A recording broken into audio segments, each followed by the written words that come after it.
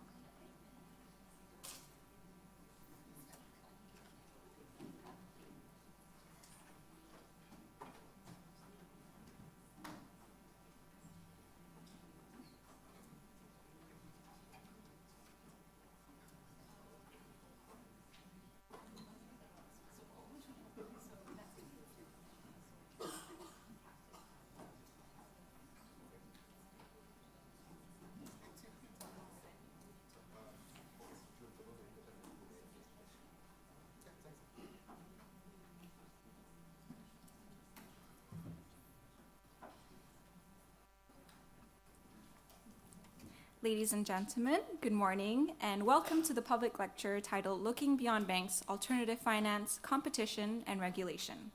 To deliver this lecture, we are privileged to have with us today Professor Dr. Thorsten Beck from Cass Business School in London. A little background on Professor Beck. He is also Research Fellow of the Center for Economic Policy Research and is the 6th and current Tun Ismail Ali Chair holder at the University of Malaya. Professor Beck has also previously worked in the research branch of the World Bank on topics surrounding financial systems.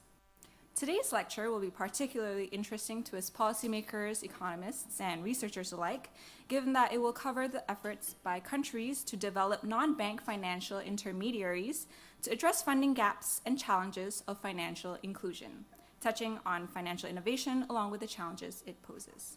So before we proceed, a few housekeeping rules. If you have a question, please raise your hand and press the button in front of you. And once you're done, you can press the button again to deactivate the mic. In addition, food and drinks are strictly prohibited in the forum. So without further ado, please join me in welcoming Professor Beck to deliver his lecture.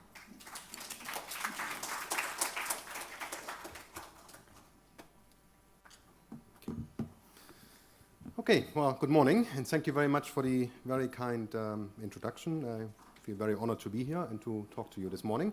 So what I would like to discuss is a very broad area of non-bank financial intermediation.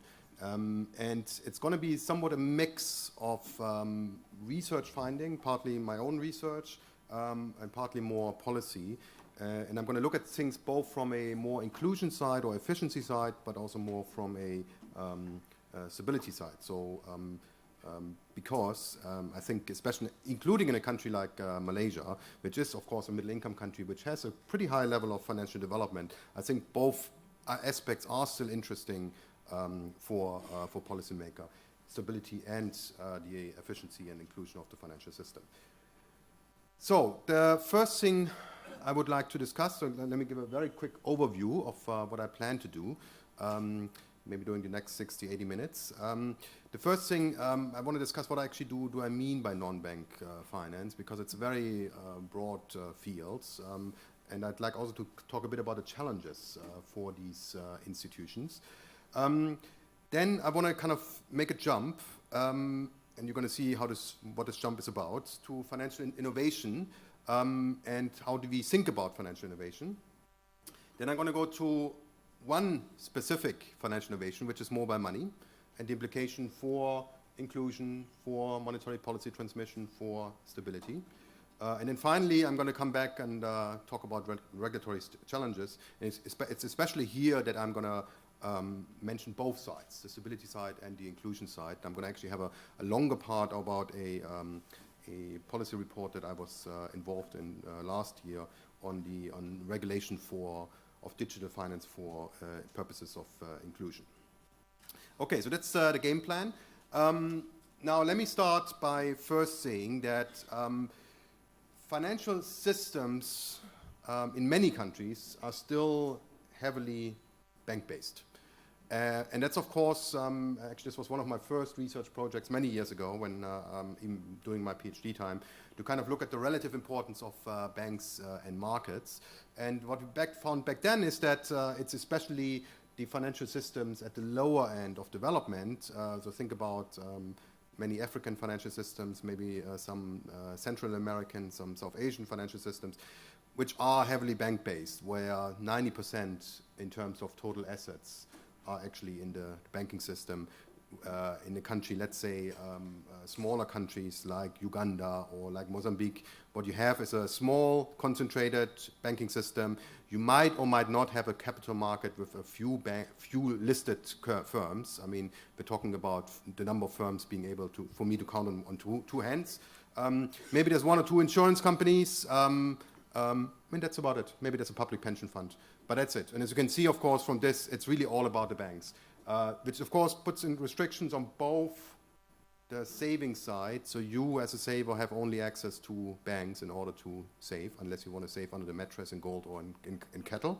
And alternatively, on the funding side for firms, households, government also, infrastructure, the banks are the only source. And of course, this has all kind of implications. There's a lack of competition in these kinds of financial systems. There's also a lack of innovation.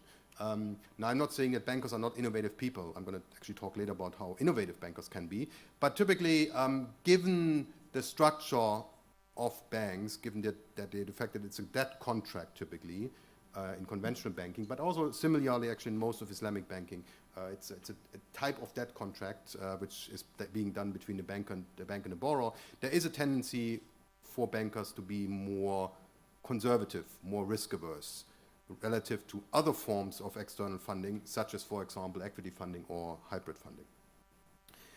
So there has been research showing basically that the bank-based financial system do have a certain bias against innovative industries. And finally, there is a higher procyclicality of funding in more bank-based systems. Bank lending has a heavy procyclical element to it over the business cycle.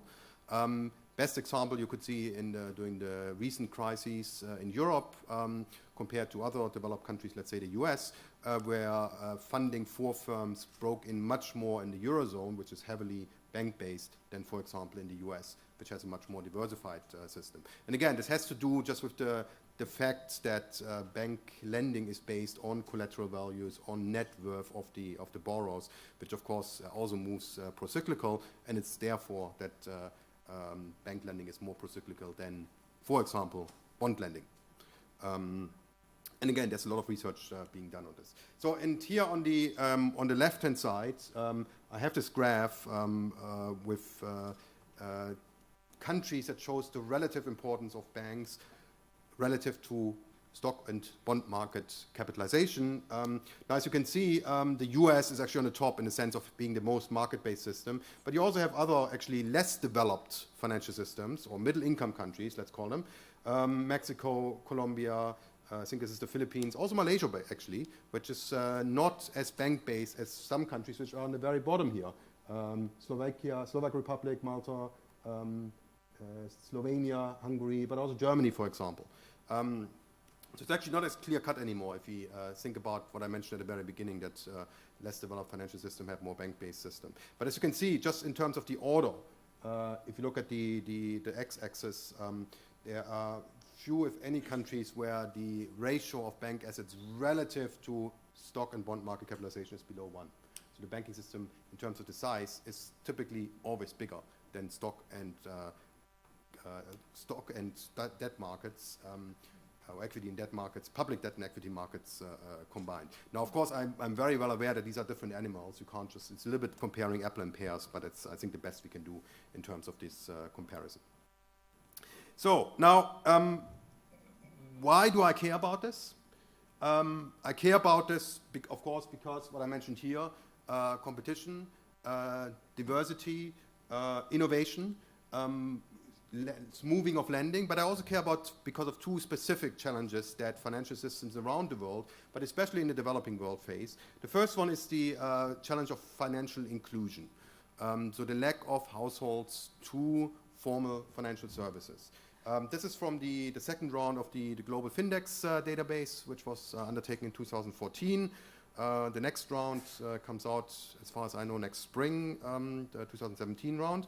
And it shows you, so the darker the area of a country, the higher the share of population with access to a formal bank account. As you can see, you look at Europe, US, Canada, Australia, New Zealand, typically more than 90%.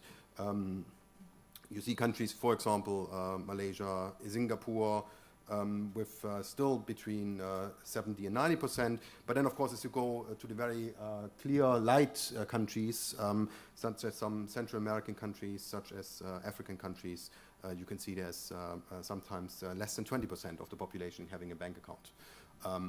And of course, not having a bank account means not having any formal financial service, because there is nothing else in these countries except for banks. So which is a challenge, and I'm going to come back to this challenge in just a moment. Why do not these people not have access to finance? Well, there is the issue of transaction costs. Transaction costs from the bank sides, which is being passed on to the customers. Very high cost of opening accounts, very high cost of maintaining accounts, but also very high barriers in terms of having to provide documentation to open an account, which partly has to do with regulation, which I'm going to talk about at the end. And of course, the risk factor. If you are somebody without a regular income, without maybe a formal address, without a formal job, then a bank might be less likely to open an account for you, or not even thinking about getting close to a loan or credit card or something like that. This is one challenge. This is a challenge that we financial economists, kind of the international community, have been talking about quite a lot over the past 10, 15 years. We have talked a bit less about a second challenge, which comes up more, is coming up more prominently now, which is what I call a challenge of long-term finance. This is a challenge which is actually not only for developing countries, it's very much for developed countries. And actually, if you remember the last US presidential campaign, even there it was featured relatively heavily.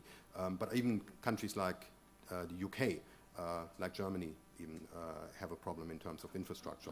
There is an enormous need. This is an estimate from McKinsey, 3.3 trillion per year on a global level. And again, these are all just estimates based on what is missing or what has to be replaced in terms of road infrastructure, in terms of utility infrastructure, and so on. On the other hand, there seem to be available 100 trillion resources by long-term investors. Long-term investors being, for example, pension funds, for example, being sovereign wealth funds, for example, being life insurance companies. So the question is, well, where's the problem here? Right? You have the resources, there are the needs. Well, how do we get the resources to the people who need it? And that has been a challenge throughout history, and it's a challenge also today. For many years, we've tried development banks on the national level, on the regional level, on the global level, of course, like the World Bank, or the regional development banks. There has been some advance in this, and there has been some successes on this, but it doesn't seem sufficient. There has been a trend towards private-public partnerships in terms of funding, long-term funding, but the private partner in this, the private part in this partnership seems a little bit like the horse that's very reluctant to go to the water. Why? There is typically a high barrier in terms of macroeconomic political uncertainty. Macro, of course, in terms of exchange rate, in terms of inflation, economic in terms of demand, but also political in terms of if you are as a long-term financier, as a private long-term financier, get the commitment from the government that you will be, for example, able to recover your costs through tolls imposed on the road users after you constructed it.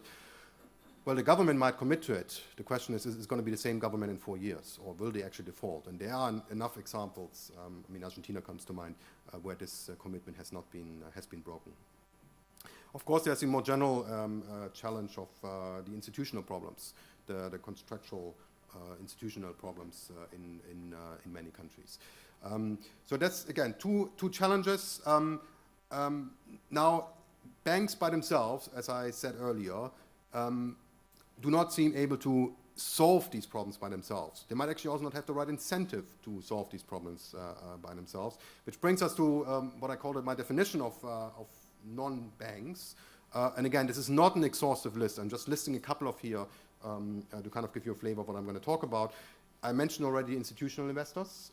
We typically also call them the contractual savings institutions, pension funds, insurance companies, mutual funds.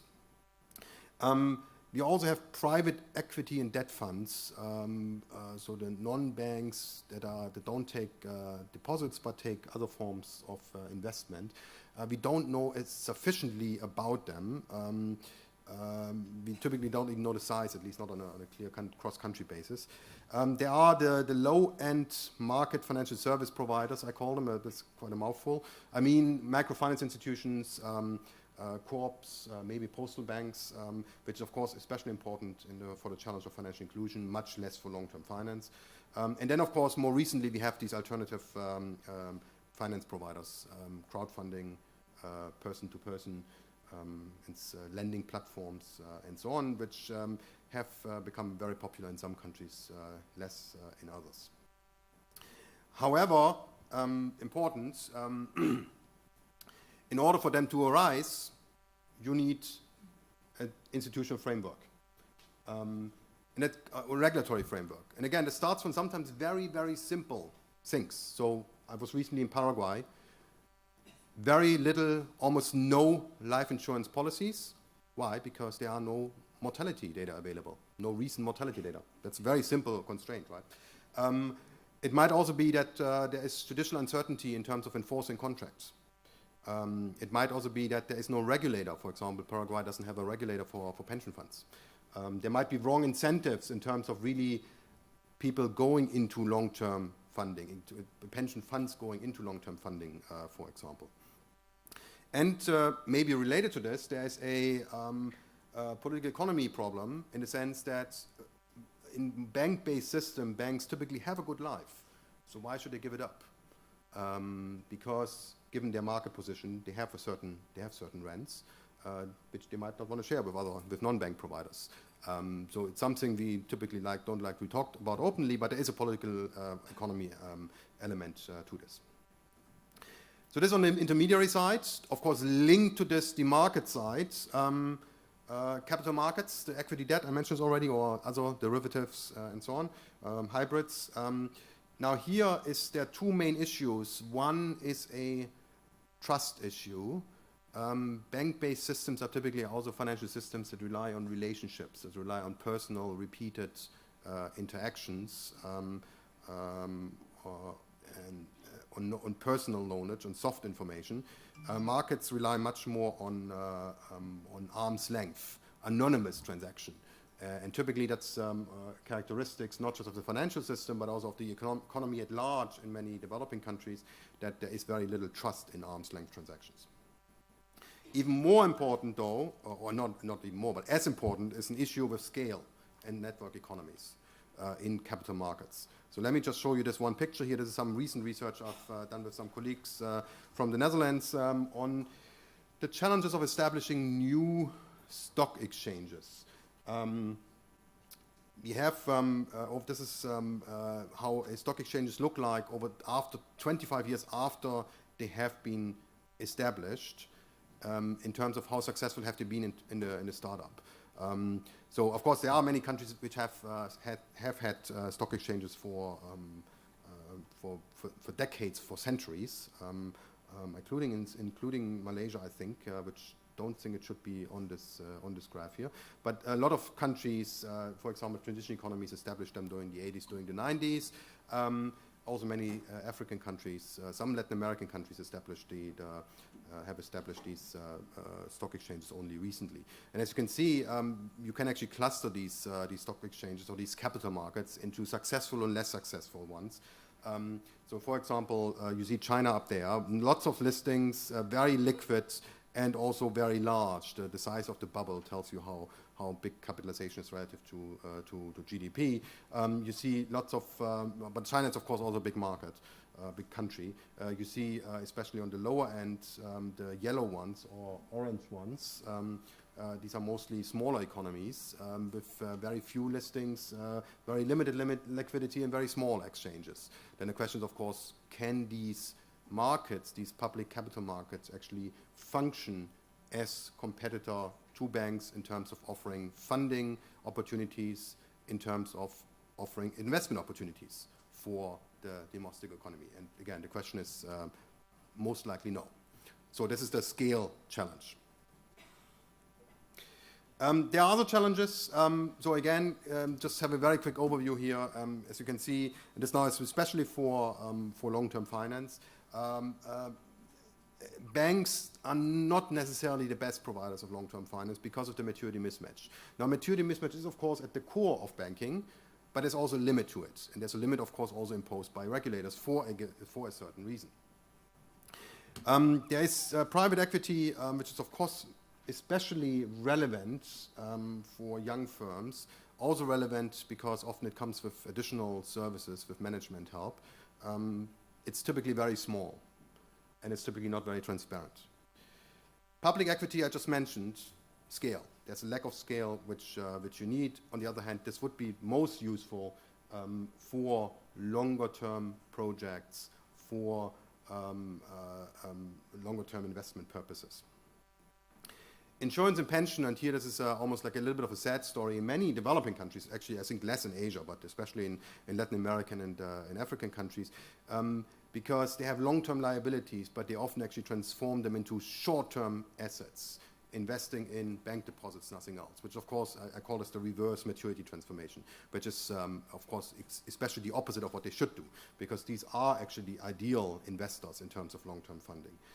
There's a corporate bond market, which is actually often even less developed than the public equity market. And then finally, there are these alternative providers that I mentioned earlier, which have been greeted quite euphorically over the past 10 years in many countries, including in the UK.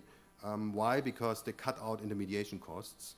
They give an alternative to banks. In UK, for example, they have been very successful because of the banks retrenched quite a lot during the crisis. However, I would be careful in terms of giving a final word, a final jury, a final judgment on these alternative finance providers. They've done well so far during the upturn. The question is, how will they perform during the downturn? So I think it's very early days still. There are also implications for monetary policy, for stability. In bank-based system, monetary policy really has to rely on banks as the monetary transmission channel. Now, if there's a problem in the banking system, then the monetary policy transmission channel gets clogged. And the best example for this is the Eurozone. Actually, I'm doing currently some research with people at the ECB, where we look at whether the quantitative easing actually has led to more lending or not. And it actually has led to more lending, except in the crisis countries. That's where you need it most. So that's, of course, not what we wanted. And there's typically also, and again, this is another feature of the Eurozone crisis, there's a closer interaction, a connection between government and bank fragility. If you go to the US and look at government bond holdings, I mean, of course, a lot of government bond holdings are outside, I guess, including in the Bank Negara in terms of reserves. But the domestic bond holdings in the US, they're not necessarily with banks. They're with pension funds, insurance companies, mutual funds, money market funds, and so on. In the Eurozone, a large chunk of these government bonds are held by banks, which ties these banks and the governments together, which again poses an additional stability risk. So again, more arguments to move to a more diversified system. Now, one interesting thing, which I'm also going to will be a theme throughout, is that digitalization has been quite a game changer, I would argue. I mean, it has been a game changer, of course, throughout economic life. The whole thing with gig economy, Uber, Deliveroo, and so on. But it also has been a game changer for finance, especially for financial inclusion. Why? Number one, you do not need personal knowledge, personal relationships anymore. Just the best example, if you use your mobile phone to send money to your friends or to your family 200 miles away, you don't need to know the person who stands behind, who works for the mobile phone company. But you do need to trust the bus driver if you entrust him with the money to give it, the cash, to give it to your family in the village 200 miles away. So it does allow for more transaction, more anonymized transactions throughout the economy. Which also means it allows it allows to overcome better the distance between financial systems. Financial transactions don't have to be geographic in geographic proximity anymore. It does increase the transparency. It makes it easier to actually monitor people. One example I have down here is the rainfall insurance. So agricultural insurance based on weather events, which used to be almost impossible to sell and therefore to buy in many developing countries. Why? Because it's simply too costly for insurance companies to verify the damage an insurance event, because the amount is just too small and the cost is simply too high. Well, what can you do? You can do it with rainfall data, which come from a gauge close to in the area of the insured population, and then you have a very clear benchmark above or below which you pay out, and the costs of this go down dramatically. And in general, of course, I mentioned already, reducing the intermediation costs, as for example with lending platforms, is an important game changer. So this has been quite successful. Let me give you an example. There's actually a very interesting research center at Cambridge University that looks specifically at these alternative finance platforms. And this is, the data is only 2015. I guess if I put 2016 in here, then you probably wouldn't be able to see 2011 anymore because of the scaling. As you can see, it has really exploded over the last couple of years. It is still from a very small level. I mean, we're still talking about billions. We're not talking about trillions here, so not yet. So, but it has increased quite a lot. But there has been also a lot of variation. And of course, these alternative finance systems have also arisen for very different reasons. For example, in China, when we talk about shadow banking, we might mean something very different than from Western Europe or the US. Why? Because you have a repressed banking system, and that's why depositors and borrowers meet in these alternative financial systems. In these, I forgot the exact name, money management system, I think it's called, companies, which of course are linked back to the banks. So they're not completely separate. But I mean, that's one of the reasons why, especially China has seen an explosion in lending platforms. You have it in the UK, as I mentioned earlier, because of the very limited SME lending by UK banks in the first place, which has even further reduced during the crisis. Much more than, for example, in a country like Germany, which relies more on small banks, and which therefore this can explain why this has so much made so much why alternative financing forms have made so much advance in the UK compared to the continent. Finally, the US. The US has always been not very trustworthy, not very trustful into banks. They always like to have the distance to banks. And there's, in general, a much lower risk aversion to financial innovation in the US than in other countries. Now, it's important, of course, also to understand what is the regulatory approach? How do regulators see these alternative finance forms? And again, there are different approaches to that. There's the approach, if it's not prohibited, it's allowed, or if it's not allowed, it is prohibited. So just for my own personal policy experience, if you go to a country like Kenya, one of the reasons why mobile money in the form of M-Pesa offered by a telecom company was so successful is because the central bank decided to allow it outside any regulatory framework. They just decided, let's go ahead and see what happens. And as we go along, we're going to impose a certain regulatory framework. Whereas in another country, on the other side of the continent, in West Africa, the reaction of the regulators is, well, it's not in the law, so we can't do it. So we have to first go back to the parliament. The parliament has to change the law. Then once the parliament passes a law, then we can change the regulation. And once we have a regulation in place, we're going to start to the market participants to see whether they're actually interested in it, which can take 10 years. By this time, of course, reality has moved on.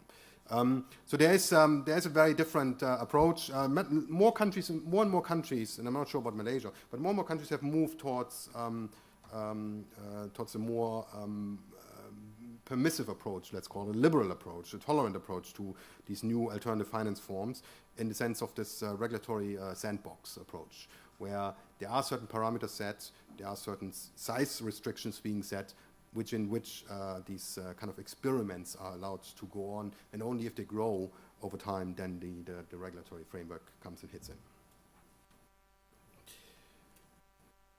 Which brings me to a more general point. So I'm now going to shift a little bit gear, and I'm going to talk about financial innovation in general, because mobile money, rainfall insurance, lending platform, all of this we can see as types of financial innovation, which you can broadly define as new products, new services, new delivery channels, new lending mechanisms, or new institutions, new markets.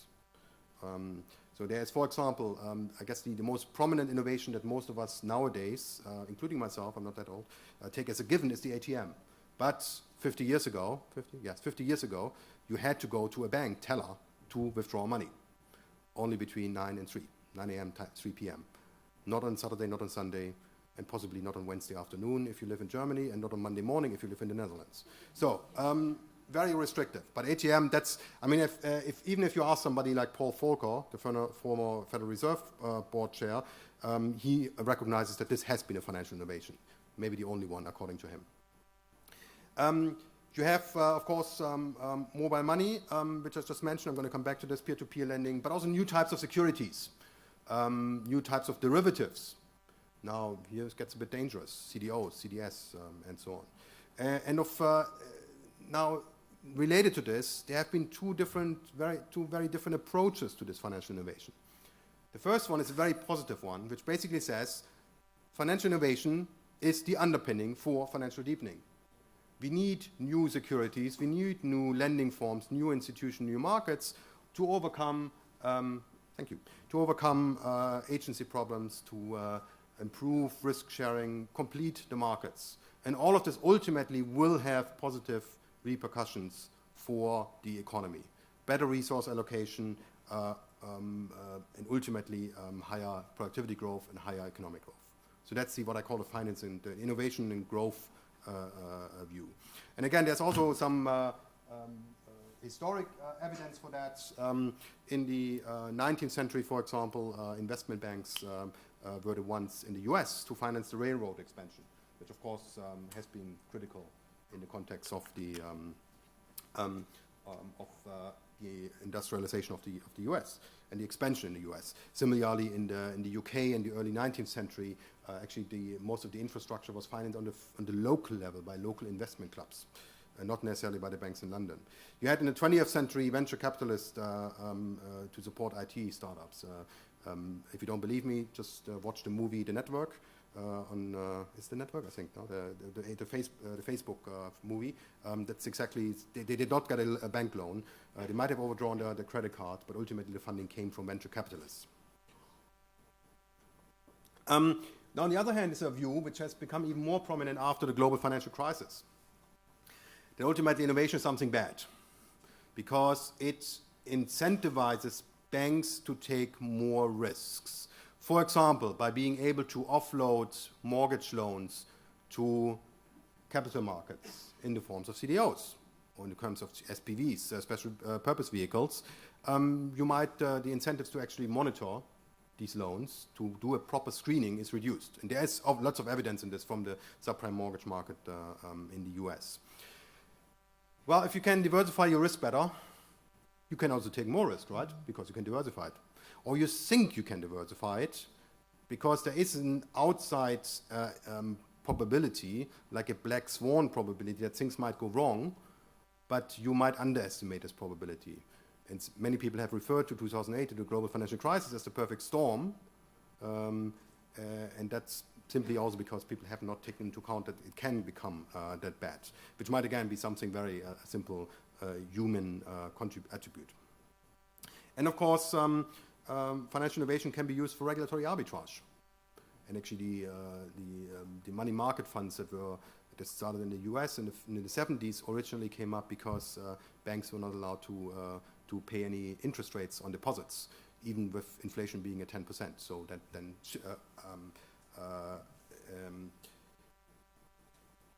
depositors and these money market funds arose to offer depositors a higher return. So the question is, there are good sides, there's a bright side, but there's also a dark side to financial innovation. There might even be an ugly side if you think about a global financial crisis. And actually, it's interesting, we economists, we actually recognize that. So this is actually, I highlighted here a name, Luc Laven, who is it's actually a former course of mine, a good friend of mine who used to be at he also did World Bank with me together at the IMF, and he's now the head of research at the European Central Bank. The first quote comes out of a paper he wrote actually together with my PhD supervisor, Ross Levine. That's the paper that I just quoted in terms of the railroads and the venture capitalists. It's financial innovation that boosts the speed with which economies converge to the growth path of economic leaders. So that's growth, innovation, and growth. Then he recently wrote a book, which is kind of a textbook, you could almost say, which I highly recommend on financial fragility and macroprudential, together with Xavier Freixas and José Luis Pedro, where he wrote, analysis of financial crises show that credit booms, excessive risk-taking, and financial innovation have been considered key drivers of systemic financial crises. So that's the innovation and fragility hypothesis. So you can see it's like as often, that's why we economists are so unpopular, right? Because we always say on the one hand, on the other hand, and that's exactly comes through here. So what do we think? I mentioned this, but this comes also through in these pictures, of course. Here, so here you have the person with using his mobile phone. Here you have the connectivity across the globe, where rainfall insurance in Zambia can be insured via the markets in New York. And here you have the subprime mortgages. So very different pictures. And again, each of these financial innovations that I just described can be seen actually in these two ways. Credit scoring, another innovation, how to easier assess the creditworthiness of a borrower based on hard information. But it might also lead to too high credit expansion. There might be these new delivery channels, mobile banking, agency banking. But again, if you push it too much, people might take out too many loans. You have the high frequency trading recently. Does it to arbitrage away price gaps, but it might also lead to higher volatility and ultimately to crashes and maybe to loss of trust. You have new products coming up, new securities, but again, they might be used for regulatory arbitrage and certainly for mis-selling. And actually, the most recent example is not the Lehman Brothers, but that were very popular in Germany, for example, but the Italian junior bonds that were sold to Italian retailers and that now were supposed to be bailed in the case of bank failure, but they can't do it for political reasons. The rainfall insurance I mentioned earlier, but here the main problem is there's a limited take-up. And again, new financial institutions arising. Investment banks, they were very important during the railroad expansion in the US, as I mentioned earlier, but they were also at the core of the financial crisis in 2008 because of their extremely high leverage. Venture capitals, but again, they might also have been very critical for funding new companies. They might also become very powerful. It's a more political argument. Mobile phone companies, here actually personally I do not see any risk, but just to put it to be complete, I put here an operational risk. And finally, internet banks, of course, offer lower costs and therefore higher returns. Now, if you see iSafe here, that might not say anything to you, tell you anything, but it's an Icelandic bank that went bust during the global financial crisis and left a lot of British, German, and Dutch depositors out in the cold. Why? Because the deposit insurance in Iceland could simply not pay out. Now, let me go a step further. How do we actually assess the trade-off? Innovation growth, innovation fragility. And it's very hard to actually do this. And in general, I've kind of moved away from cross-country work, but this is one of my last cross-country papers that I've done, where we use data on 32 countries, mostly high-income countries, over 10 years, and try to kind of assess this innovation growth, innovation fragility hypotheses. Now, one of the big concerns, one of the big challenges is actually that it's very hard to actually measure financial innovation. Why? Because there are no patents in finance sector. Actually, for example, in Europe, in the European Union, you cannot get any patent on any financial innovation. And if at all, there are very few. So there are some data, some survey data on R&D intensity in the banking sector.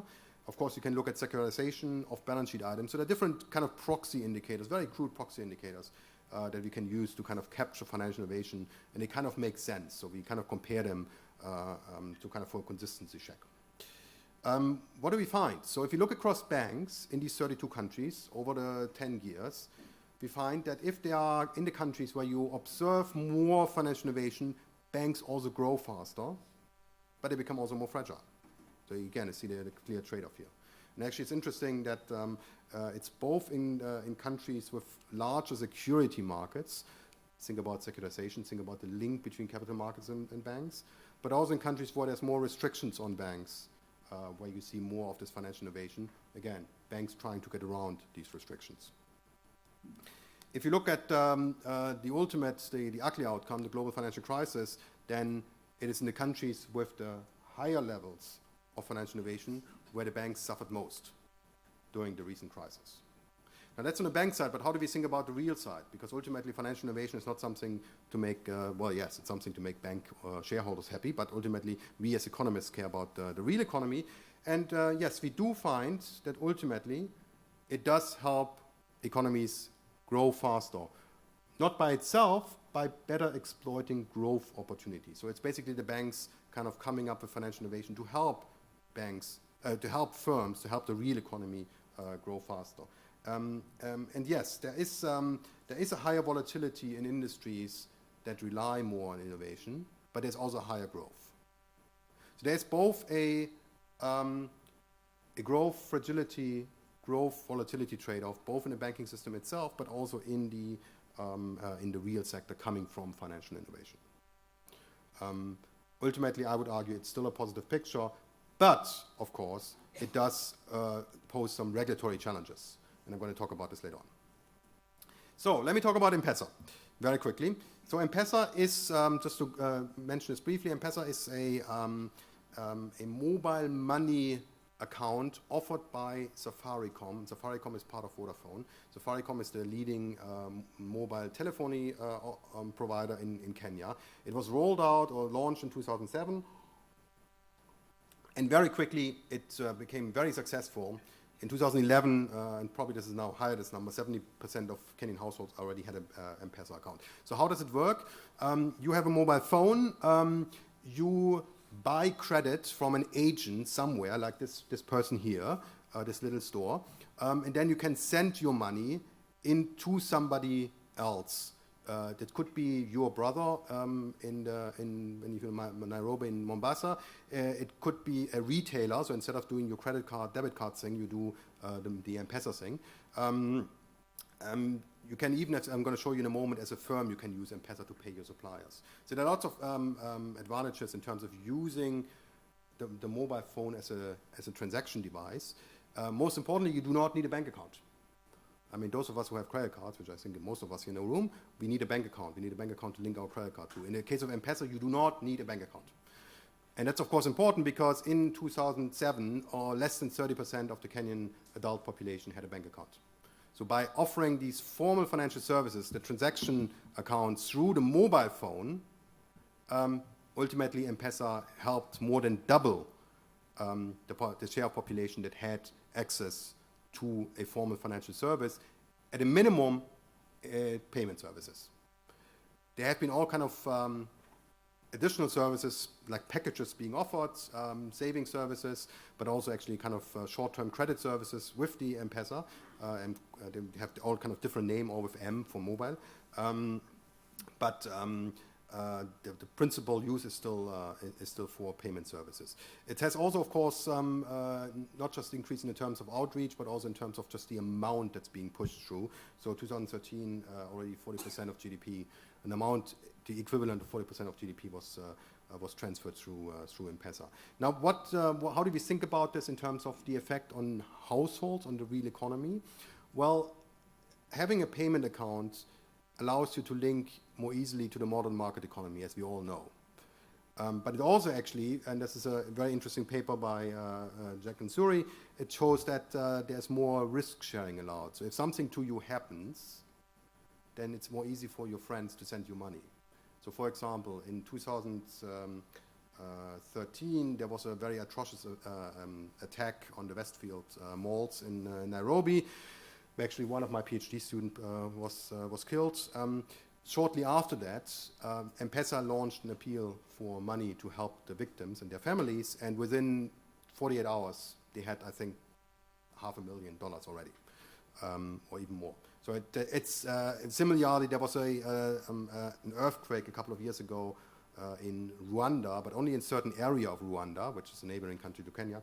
And they could enough observe, researchers could observe how money really flowed into the earthquake area. So where really people in the earthquake area were helped by their friends and families in the rest of the country. So it does have a very important effect for households, this kind of technology. Even if it's only payment service, it is already a big improvement to the situation before, where basically all you had available were money lenders and maybe cash coming from friends, but they might not be next close to you. But as I mentioned earlier, this is not just for households. It can also be used for enterprises. It can actually have macroeconomic effects. So this is a recent paper that it's almost accepted now in the Journal of Development Economics, where we look at the interaction between the use of mobile money and trade credit. And we show this is just a simple correlation I'm showing you here. If you are, as a small enterprise, a retailer, for example, use trade credit or get trade credit from your supplier, you're also more likely to use mobile money. If you use mobile money, you're more likely to use trade credit. So there's a kind of a correlation between these two. And we can actually explain that by the simple fact that this mobile money is a more efficient payment technology which makes you as firm a more trustworthy borrower to your supplier. So again, the two margins that the firm has to decide on is whether you want to pay cash or you want to do trade credit. Trade credit, of course, only if the supplier agrees. And the second one is where you can use cash, but as I mentioned yesterday at Bank Negara, if you use cash, you have a high risk of being robbed of the cash. So there's a risk coming with it, which of course then also the supplier knows that you might not be able to repay if you pay by cash. Or you can do M-Pesa, which is safe, which is really safe. This cannot be stolen. But of course, there's a certain transaction cost. And then basically we use what we call dynamic general equilibrium model, and we use some firm level survey data from 2014 and show actually that this story is consistent with this correlation here, right? So as you reduce the risk of theft by using mobile money, you become a more risk-worthy, trustworthy borrower for the supplier. Ultimately, this raises the value of such trade credit relations, and ultimately that allows you to purchase more input and to produce more. Now, if you then kind of do the back of the envelope calculation that you can do with such a dynamic general equilibrium model, we find actually that out of the total growth of 12% between 2007 and 2013 in Kenya, 10% of this, or it's 1.2% of GDP growth, GDP per capita growth, can be explained by the mobile money technology. So it also has some macroeconomic repercussion, this kind of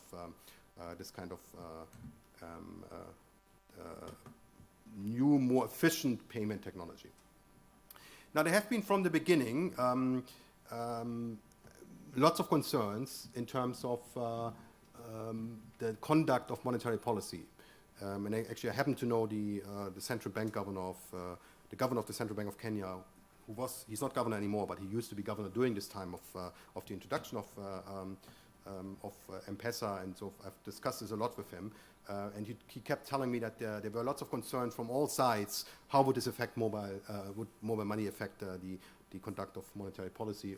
Ultimately, they found not much. There wasn't much impact. There's higher money demand, very obviously, because also a new type of demand, of course, the e-money. That might have to be adjusted. You might have to change your monetary policy framework away from a framework where you think only about reserve money and only thinking about banks as the monetary transmission channel. So you might have to change your model, but ultimately inflation actually has been more stable since the introduction of mobile money in both Kenya but also the other East African countries.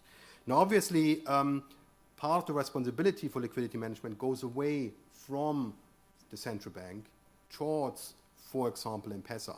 Why? Because remember, if I use my phone, if I want to pay in, especially if I want to be paid out of my phone, the agent needs to have cash.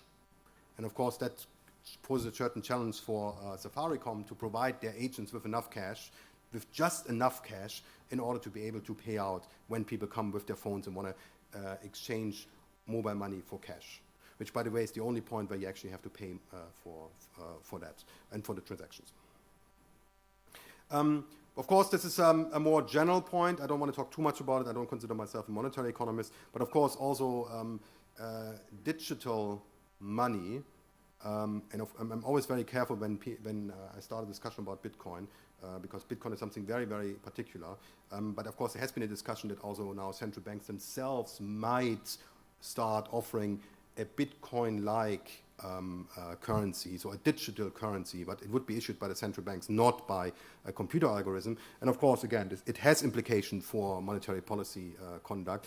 But again, ultimately, I think it will change it, but it might actually make it easier, especially if ultimately this implies a move away from a cash economy. Also because a larger part of the economy is actually subject, or is actually participating in this, in the use of this digital finance. Now, all of this is so far so good. Depending on the moon, we like to talk. Economists like to talk either about inclusion efficiency or about stability. So now let's talk a little bit about stability, because there are concerns, very obviously. I mean, I've talked about this before in terms of the financial innovation leading to more fragility in the financial system and ultimately negatively affecting the real economy if you have a financial crisis. So how do we think about financial innovation? So one issue that came out very clearly, I think actually both in the East Asian crisis, when the first shock came in, I think in Thailand, for example, also in Korea, came from, not sure about Malaysia, came from financing companies that were not part of the regulatory parameter. This was also an issue during the global financial crisis, where one of the starting points were both investment banks, which were not under the Federal Reserve supervision, and also money market funds, which again were not under the Federal Reserve supervision in the US. So this is kind of a seminal problem, a permanent problem for regulators. Who should be regulated? Where do we draw the regulatory parameter? Traditionally, we say, yeah, with banks, because they take deposits, they are subject to runs. But money market funds are also subject to runs, as we saw in 2008. And ultimately, what we call the financial safety net, the explicit government insurance was extended to these funds. Now, if you give them the safety net, if you give them an insurance guarantee, then you should also regulate them. But of course, if you regulate a certain institution, and that comes back where I say that bankers can be very innovative. Bankers will be very innovative and find ways around to move out of the regulatory parameter. Why? Because being part of the regulatory parameter is costly in terms of compliance cost, but more importantly in terms of capital requirements. Money market funds don't have capital requirements. So that's a kind of a cat and mouse game. Ed Kane used to call it the regulatory dialectic, that whenever regulators are ready to catch up with the banking system in terms of regulation, the bank, the mouse or the bankers will just move ahead and come up with something new. And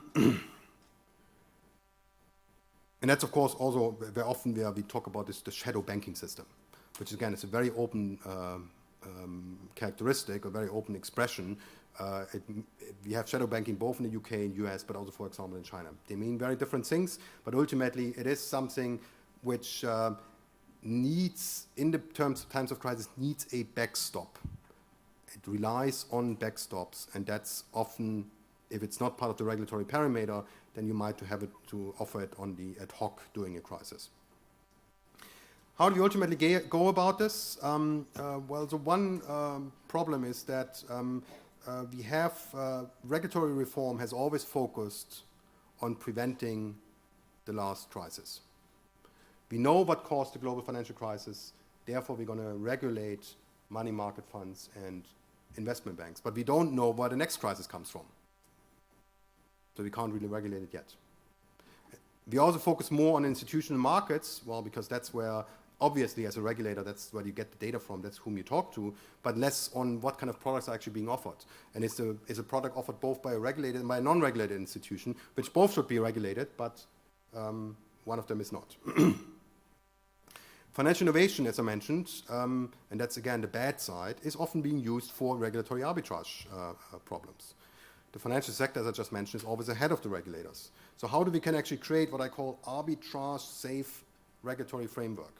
So I want to just mention two things here. There's a longer list in one of my papers. One is looking at both micro-prudential, which is the institution folks, but also the macro-prudential. What is the overall picture?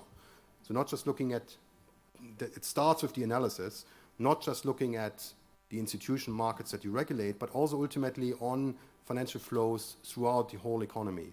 Where do households actually get their loans from? How do firms fund themselves? If firms don't fund themselves with banks, well, where do they actually get the money from? Is it maybe an institution that is not regulated?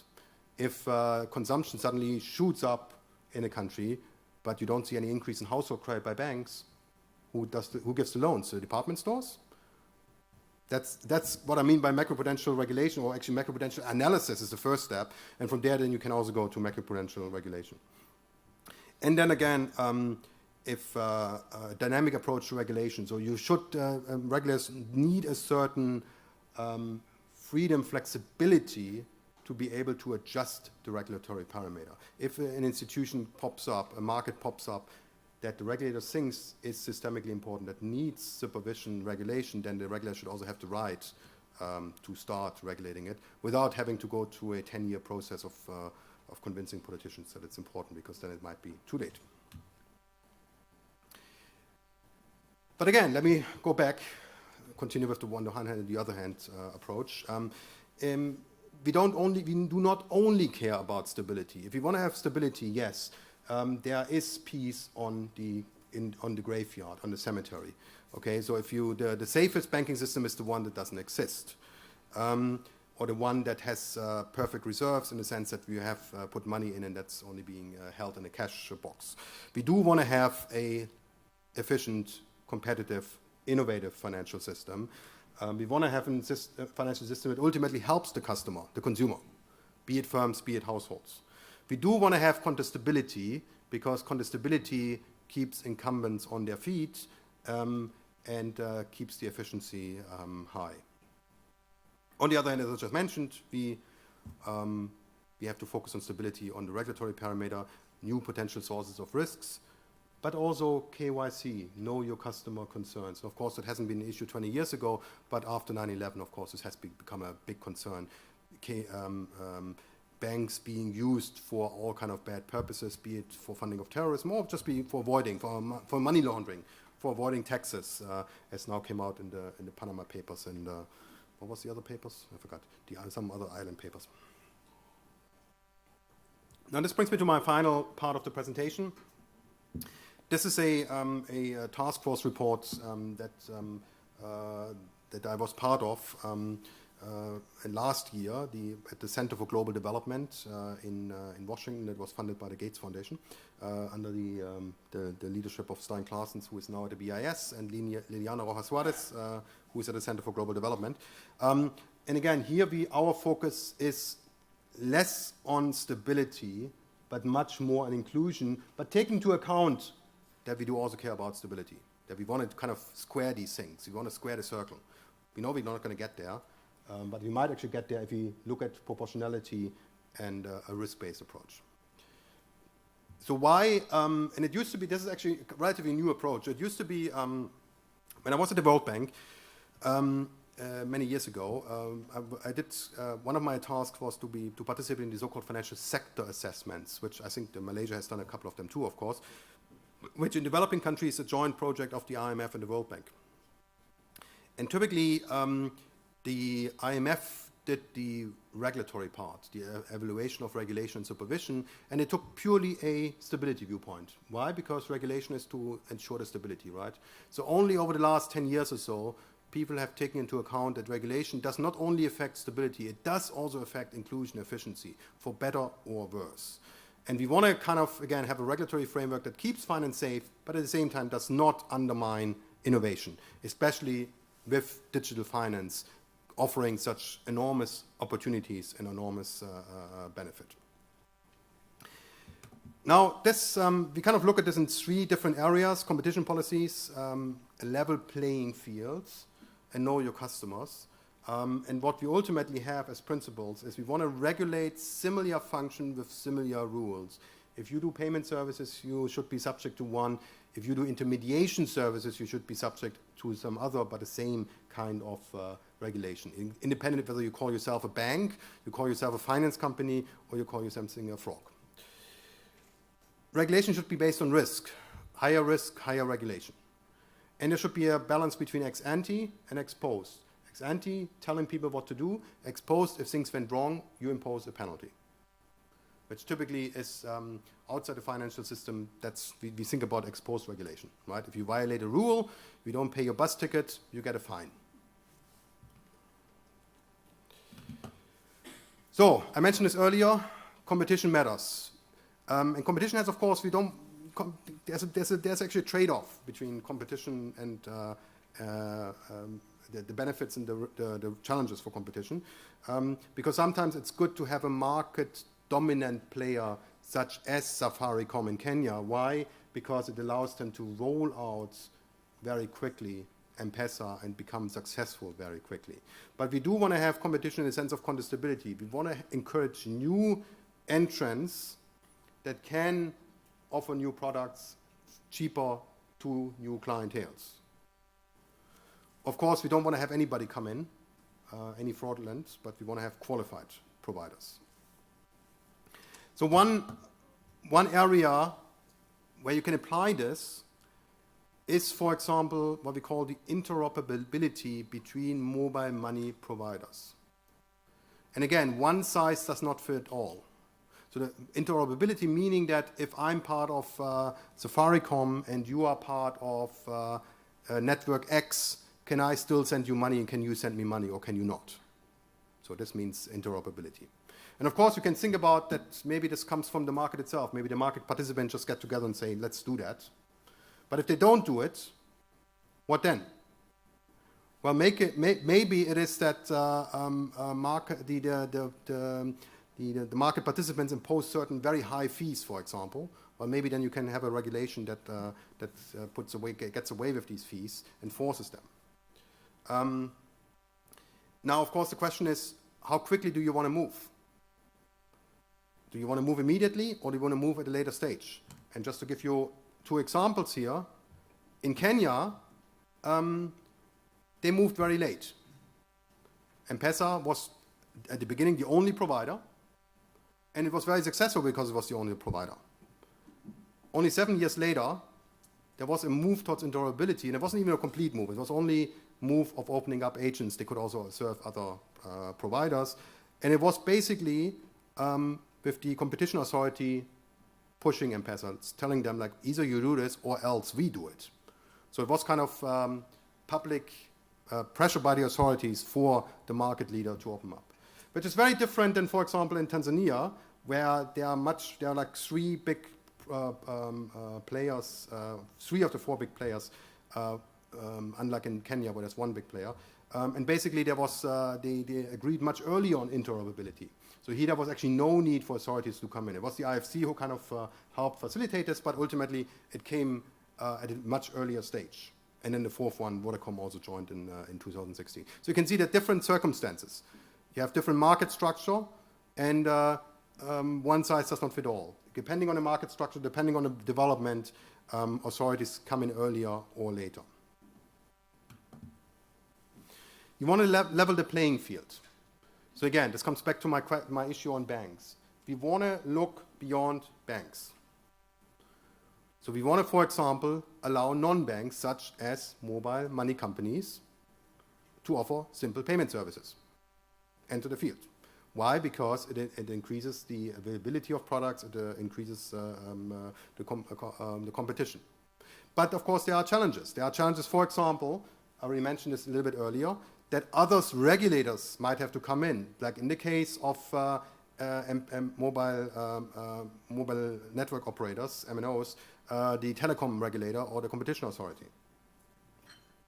Okay, but again, the idea is same function, same regulation, independent of how you call yourself.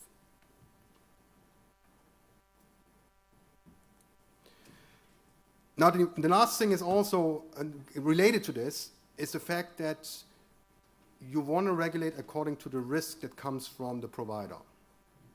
So as long as M-Pesa, or as long as there's an MNO that only offers transaction services, payment services, you do not need a prudential regulation. Now, of course, if this, and this money, by the way, the money of M-Pesa is in escrow accounts in banks. So it ultimately goes through the banking system. Not on the individual level, but on the M-Pesa level. Now, if you have then a service, like what they call it, the store value service, where there's actually money behind it, not just where you can also save, but as long as it's in safe assets, be it in reserves or be it in government bonds, maybe you should take a look, at least at balance sheets, at income statements on a regular basis, but still maybe not necessarily prudential. Only if you go up to this being backed by non-safe assets, or if you go up, this is the red one, to intermediation services, then of course you should come in with the full force of the prudential regulation. Because then ultimately you are a bank. You might not call yourself a bank, but you are, functionally, you are like a bank, and you should be accordingly also regulated accordingly. But so this is exactly what we mean. Level the playing field, regulate according to the function, the services that you offer, independent of your name, and increase the regulation as you go more towards intermediation function, as you take more risks. More risk in the sense that you might need the public backstop in the case of failure. Know your customer, very important. I think there is, I think most of us agree on that. And again, for many different reasons. Some people talk about financing terrorism. Other people talk about anti-money laundering. Tax evasion. So we do care about this, but we also know that there is a difference between some Icelandic prime minister hiding a couple of millions in Panama or a small person in Zambia trying to send 20 kwacha to their family in the village. Now, KYC implies basically, on a very basic level, that if you open a bank account, you have to go to a bank branch. You have to show at least one form of documentation. You have to sign some papers. They might take a picture of you. And only then will the bank start offering services. Now, that is a problem for many people in developing countries. Why? Because they might not have an ID. If you are in a country with only passports and no ID system, well, if you never travel, you don't need a passport. If you never drive, you don't need a driver license. So what kind of documentation can you show? Well, tell them to bring a utility bill. Well, if you live in an area where, I mean, you kind of tap the electricity cable from next door, so you don't even have a utility company, well, you can't show a utility company. Actually, you don't have even proof of a formal address. So this is a big issue. And then, of course, I'm looking nicely dressed today, right? But I mean, I really don't want to go into this bank branch because I don't feel like I belong in there, right? I mean, this is for the rich people. It's not for me. So I might not even go into the bank branch. So this is, of course, a big challenge. So how can we get around this? By relaxing these KYC rules, by allowing people to sign up not in a bank branch, but maybe remotely on the market by just signing on an iPad, for example, which is then together with a photo, which is maybe with the fingerprint, which is then being sent to the bank branch, without having to show all kind of IDs, but maybe with some confirmation by some other people, some friends, some families. So this is, and of course, this is, again, this comes to the risk-based approach, where we say, well, yes, we want to have financial integrity, but we also want to have financial inclusion. And that's why we need this risk-based approach, where it's up to a certain limit, up to a certain number of transactions, where you do not have to go through the usual KYC rule, but some kind of relaxed KYC rule. Doesn't mean no KYC, but some relaxed form. And there are different ways to go about this. You can have a very strong ID system, such as recently introduced in India, where basically everybody gets rolled out an ID. And then you actually can easily move to this kind of system. Or you can have a system where you really say, let's do only basic accounts. So you can only have, can only do transactions. You cannot do savings, you cannot earn interests, you cannot get credits, you cannot get a debit card. It's only like mobile phone. It's very, very simple.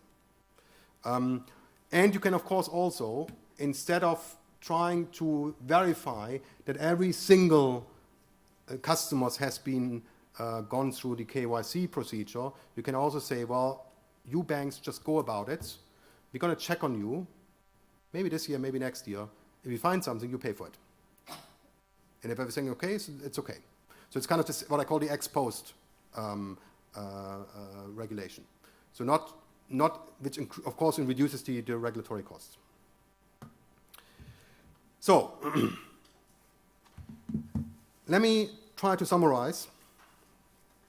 So I started out with the observation that banks are still dominant in many financial systems, which is not necessarily good. I mean, bankers are not bad people, okay? Don't get me wrong. It is just a diversified system provides more competition, provides more innovation, provides more diversification also during downturns. But it is a challenge to build up these non-bank segments, especially when it comes to public capital markets, where scale and network externalities are really important. But also for other segments, for private equity and debt, for the contractual savings institutions, and so on, and for institutional reasons, for regulatory reasons.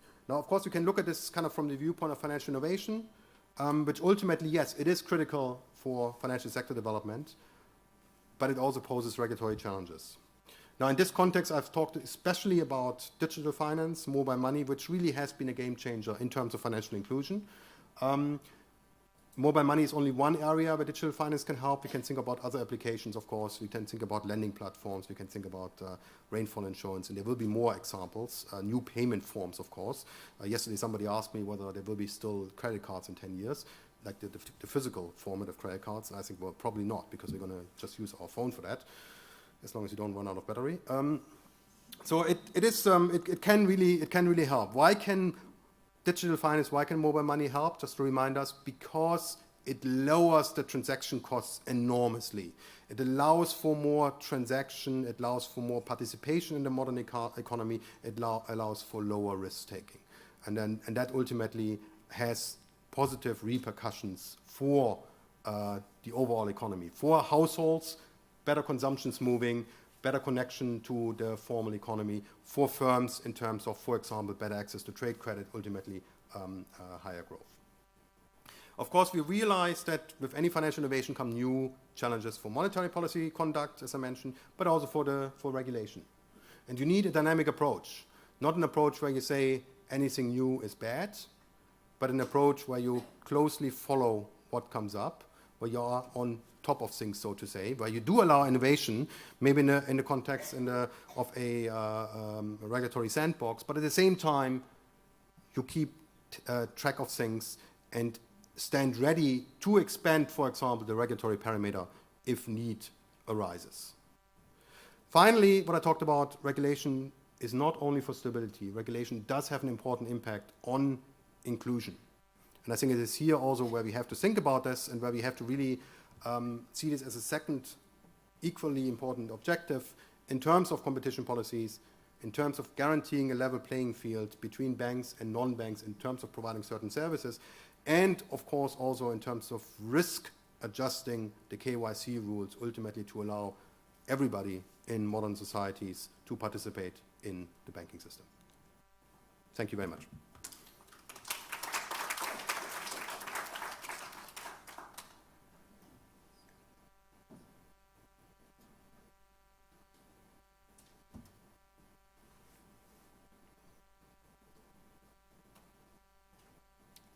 So if anyone has any questions, just raise your hand and you can press the button in front.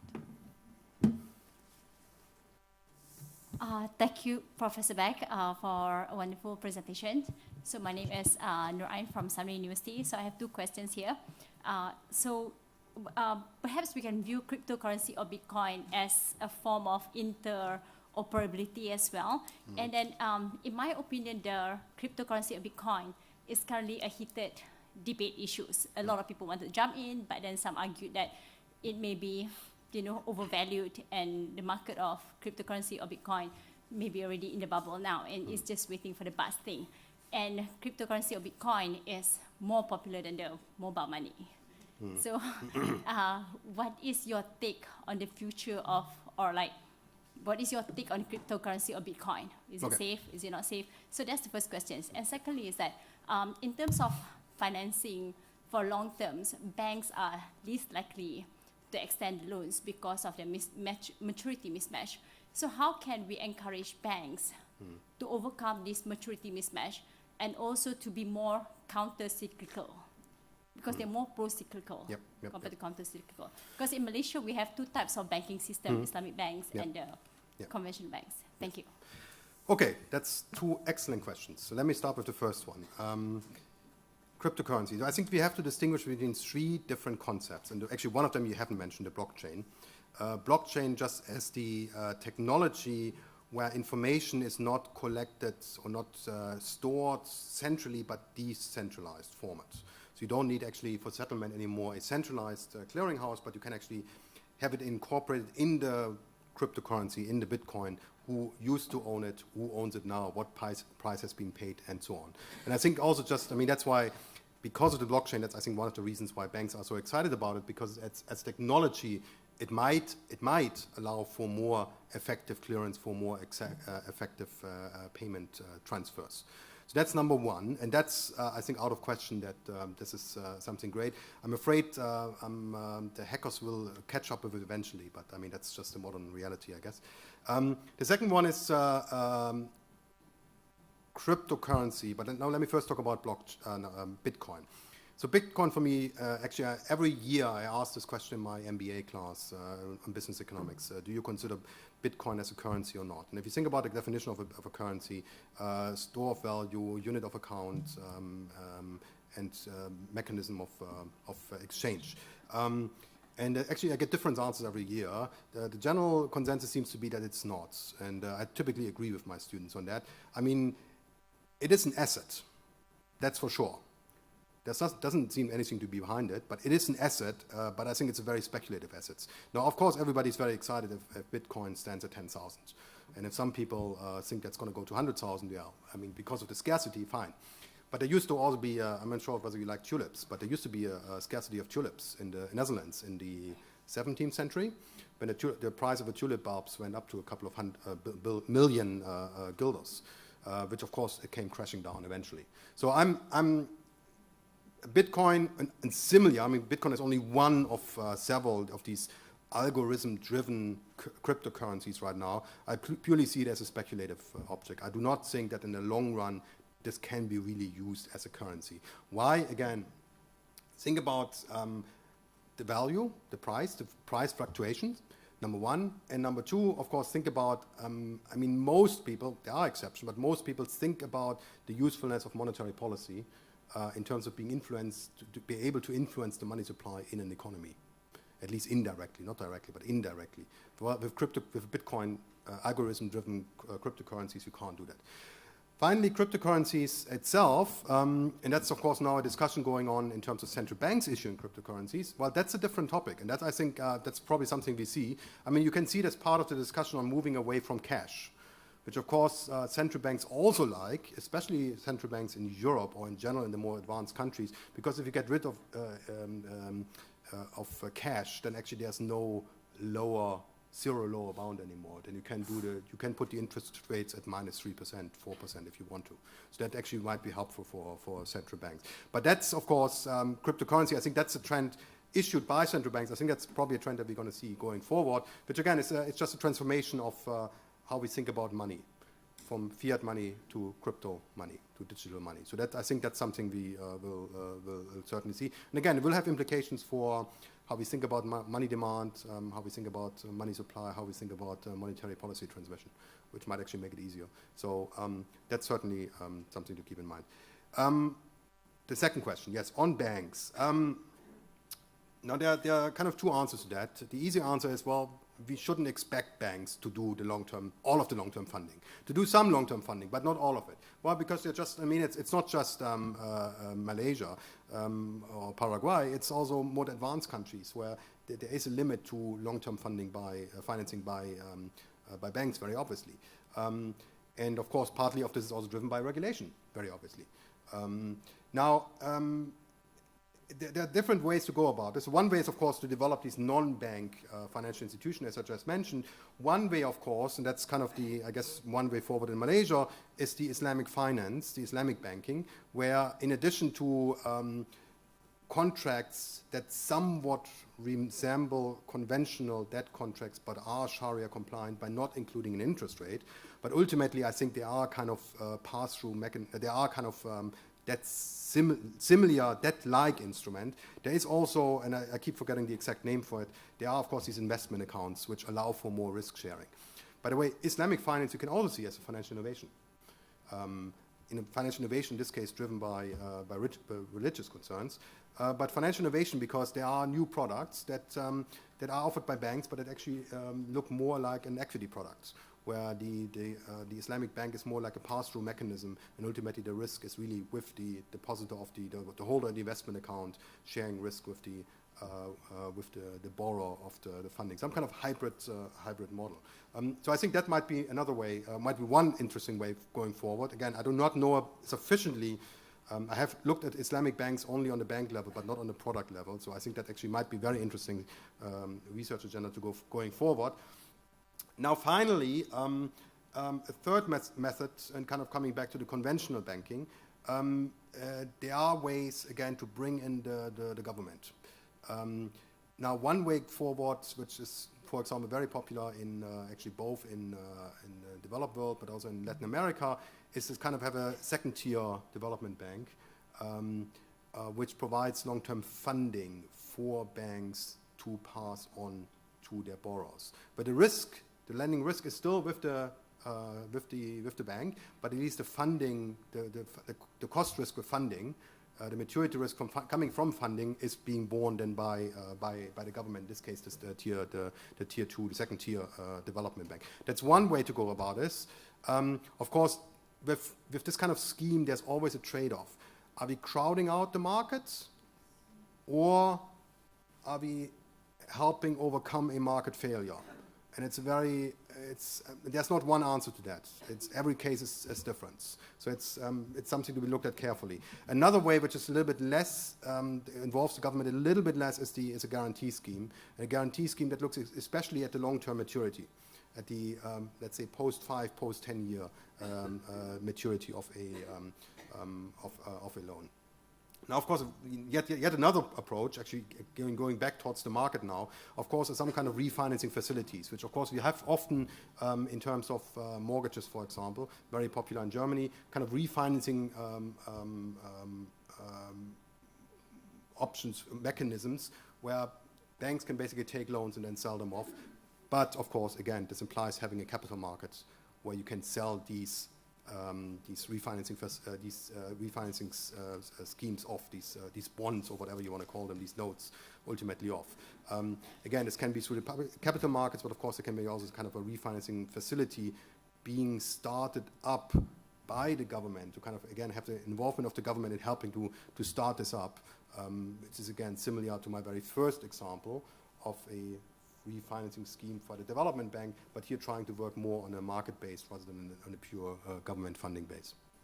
So I think these are some options. Again, there is no panacea, there's no silver bullet, but I think there are some options there.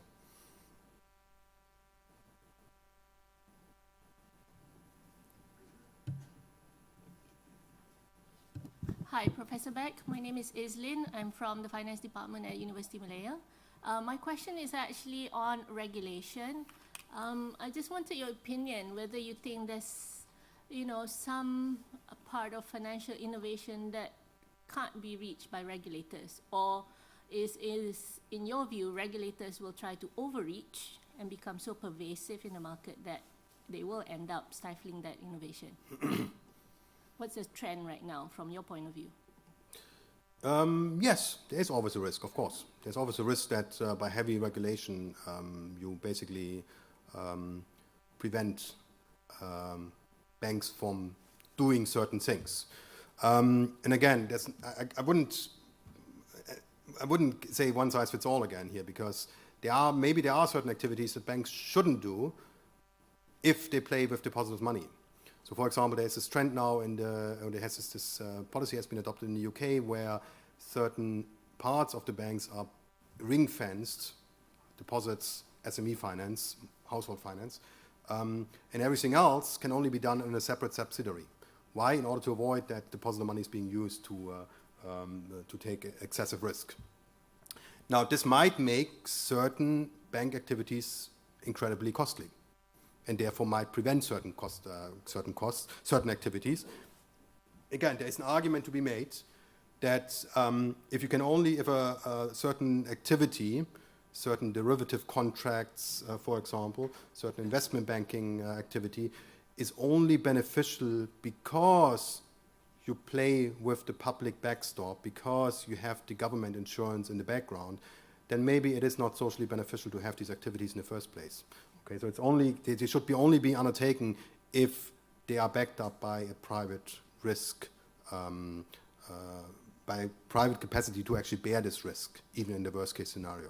So again, I'm not giving you a specific example, I'm just trying to kind of do this in a more general way, that I like financial innovation, but again, there are certain activities which simply should not be undertaken by bank. Why? Because the taxpayer money always stands behind it. The taxpayer support stays always behind it, and therefore it should be purely done outside the regulatory parameter. Again, it is very difficult for a regulator to actually kind of follow up on that, but I think that's, yeah. Can I qualify that? Sure. What I meant was non-bank financial innovation. Yeah, well, if we talk about non-bank finance, so you mean outside the regulatory parameter. Well, then if it's, again, if there is no public backstop for it, then I don't see any reasons why this should not be allowed, and I don't see any reason why this would not happen. I mean, then it's a purely private cost-benefit analysis, and if the cost is too high, it probably will not happen. Now, of course, there are two issues. So one example, high-frequency trading. Does high-frequency trading have a negative effect on other traders?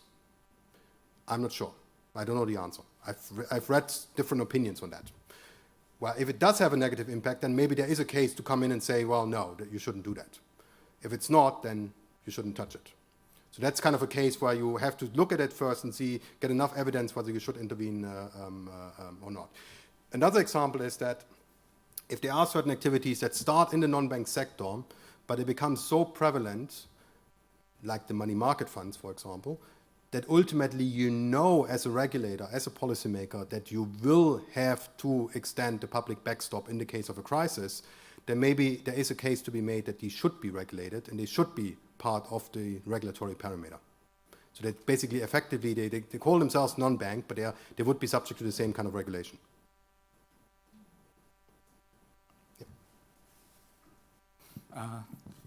Okay, my name is Ami. I'm from a bank, Islamic bank, UOB bank. Yeah. Okay, just to continue for your question is that actually one of the main reasons why people move away from the banks is because of the regulations and simply because of the convenience and the cost.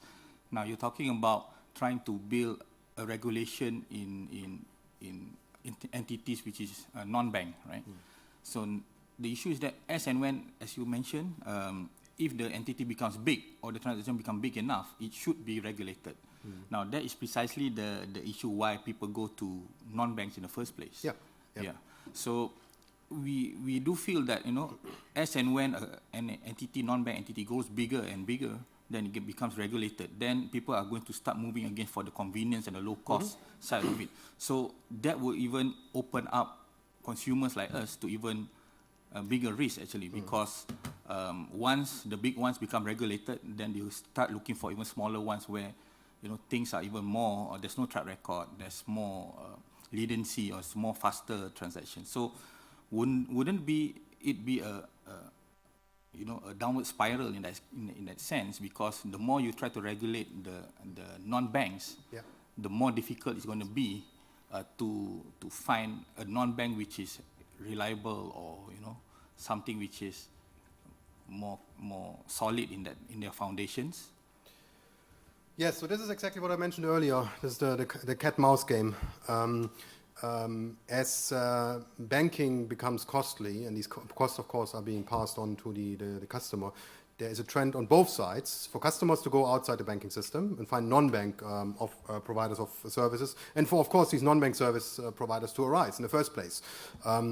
If they become too big, they become too important, the regulator comes in the ideal case, and expands the regulatory parameter, which then, of course, leads to another evasion action to yet another non-bank, and then you have, again, this is what I call the cat-mouse game. The mouse is always a step ahead. Now, again, this is, would it leave the world without non-bank providers, reliable non-bank providers? Well, if it's a non-bank provider that offers intermediation services, it should be regulated, period. It shouldn't be a non-bank provider, effectively. So that's just the point. So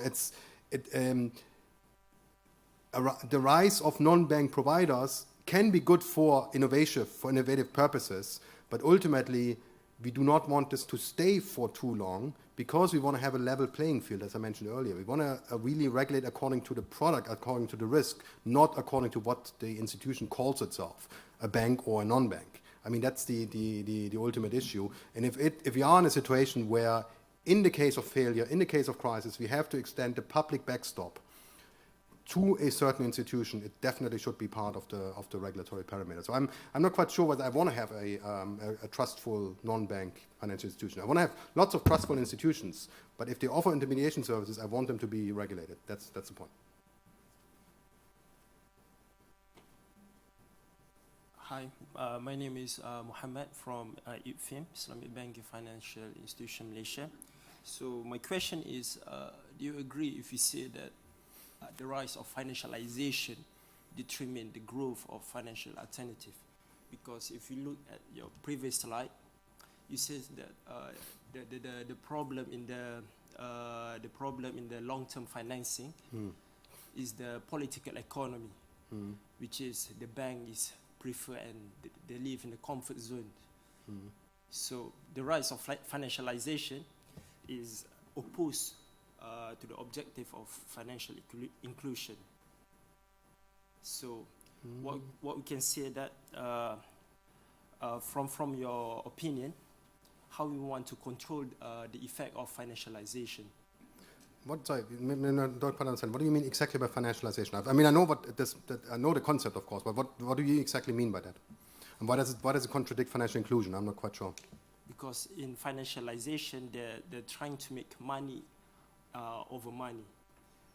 In terms of marks, this is what we call it CMC, commodity, money, and commodity. So, but in the financialization, it's MCM, so it's money, commodity, and money back. Okay, I see what you mean. So, yeah, I would not see there is really a. Sorry, I have to collect my thoughts for a moment. I don't see there's a contradiction here. I mean, as I see financialization, it is basically financial transactions that are not linked anymore to any underlying real sector transaction. And I mean, I think that's exactly what the Islamic banks, the Islamic finance tries to avoid, right? Financial transactions for themselves, rather than linked to real sector transactions. So that, and we have seen a lot of this. We have seen a lot of this, and of course that refers to this whole shadow banking area, where in the derivative markets, where you see an explosion of the number of volume, but it's not really related to the underlying real sector transactions anymore, at least not directly anymore. And then you wonder what is actually the cost-benefit trade-off here, and is the benefit, is the cost underestimated because it doesn't take into account the cost coming from the public backstop. So that's one issue, but I would not say that this necessarily undermines financial inclusion, because again, this does not necessarily come from the same players. I mean, alternative finance providers, lending platforms, actually open up the new opportunities, both on the funding side for savers, but also on the borrower side. Similarly, mobile money allows people that are not part of the banking system currently to access these services now. So I don't see necessarily a trend. I mean, this again, these are the two sides of financial innovation. You have financial innovation that really contributes to what you call financialization, where it's really only about a financial transaction, but you have financial innovation that really directly benefits the ultimate customer, in terms of financial inclusion, for example, or in terms also of long-term finance. So I think you have both. It's not a one size fits all. It's really a coin with two sides, I would argue.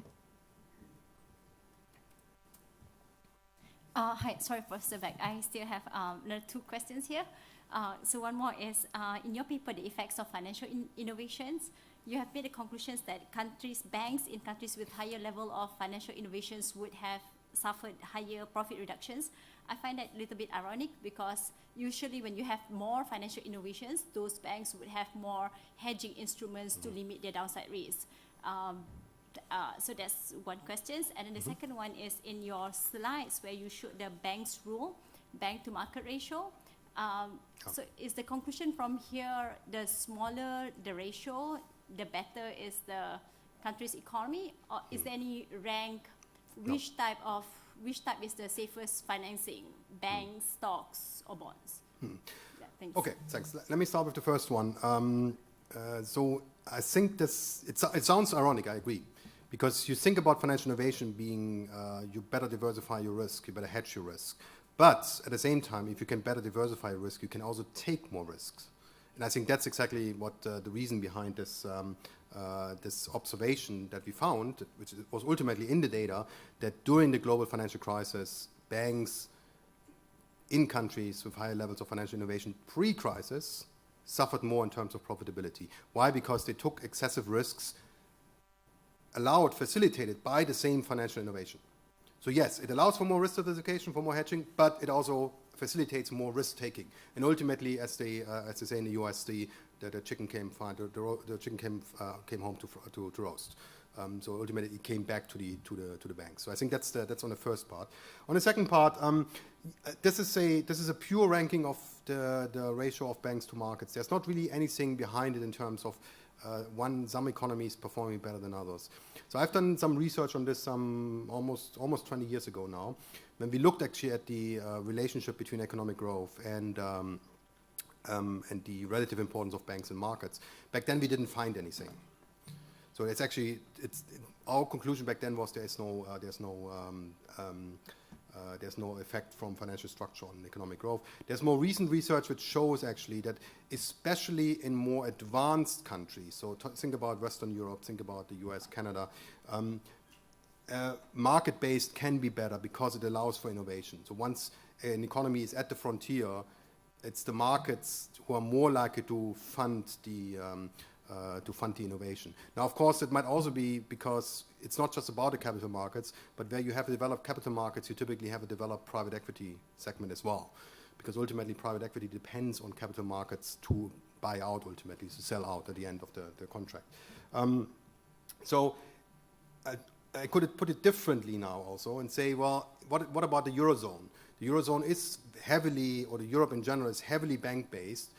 I just told you it doesn't matter. Well, maybe in this case, that these are the extreme cases down here, it could be that there is too much banking relative to the capital market. So it's not bank-based anymore, it's bank-biased, in the sense that these banks have grown too big for the benefits of the host economies.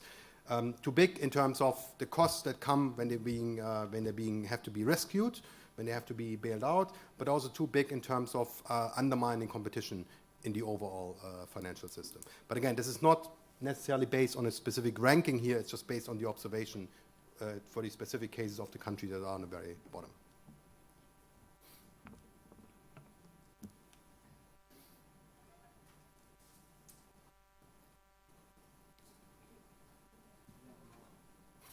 You just have to lift the top. Okay. Sorry about that. Professor Beck, my question relates to financial inclusion and the role of state or the role of government. I mean, I heard you just now speaking about it.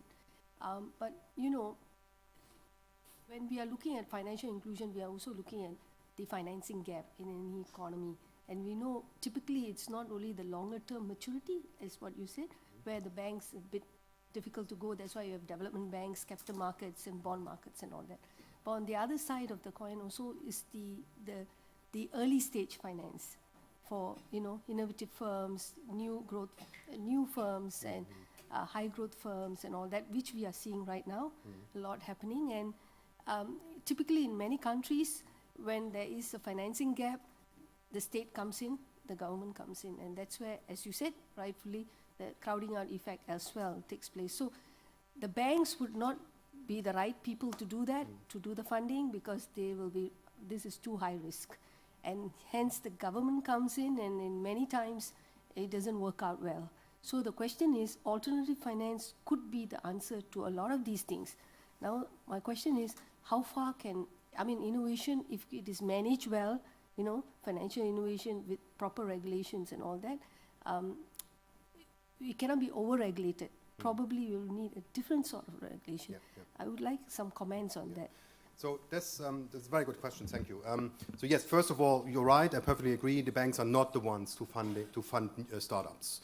And that's actually also, if you look at the US, for example, one of the big sources of startup funding are actually credit cards, personal credit cards. And then, of course, this what is called angel financing, venture capital, private equity funds for more advanced stage. So ideally, what you would have in a diversified financial system, like in the US, like the UK, maybe Canada, is a private equity industry that provides funding in different stages. Now, that's not what you have in many countries, unfortunately. And then, of course, the question arises, do you just want to have a development bank sitting in there and trying to do the similar job, which unfortunately often doesn't go wrong.